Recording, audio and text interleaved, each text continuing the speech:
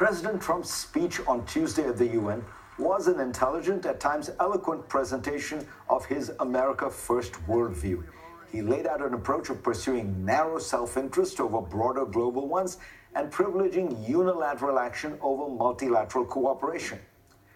But Trump might not recognize that as he withdraws America from these global arenas, the rest of the world is moving on without Washington.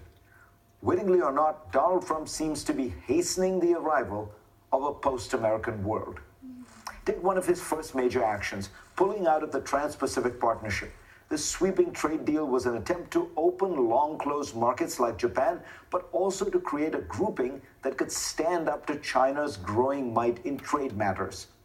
The other 11 TPP countries decided to keep the deal minus Washington, which simply means America will not gain access to those markets.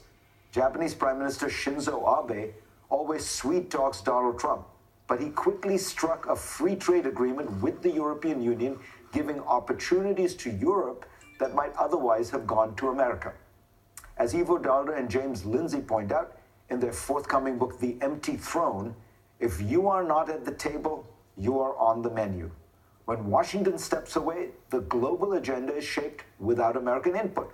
So withdrawing from the UN Human Rights Council simply means that American diplomats will watch from the sidelines the group's routine condemnations of Israel. When Trump cuts funding for various international agencies, he's playing right into the hands of Beijing, which has long sought greater influence in these bodies.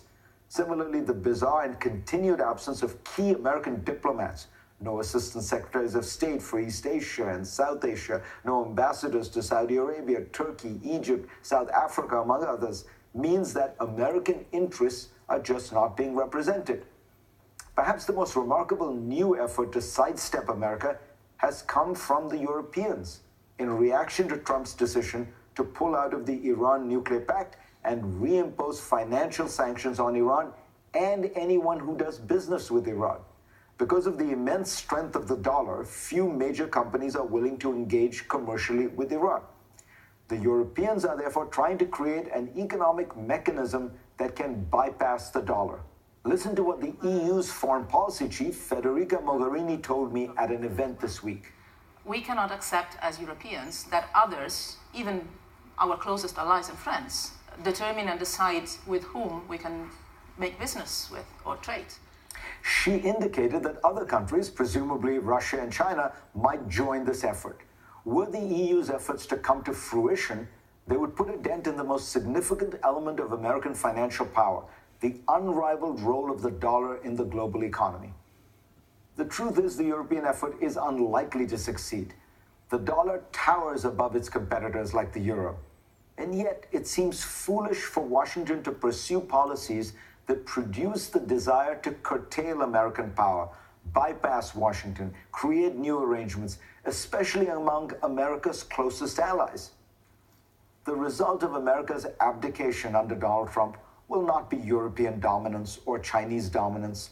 It will probably be, in the long run, greater disorder, the erosion of global rules and norms, and a more unpredictable, unstable world with fewer opportunities to buy, sell, and invest around the globe. In other words, it'll mean a less peaceful and prosperous world, and one in which American influence will be severely diminished.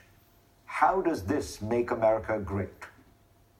For more, go to cnn.com/Fareed and read my Washington Post column this week.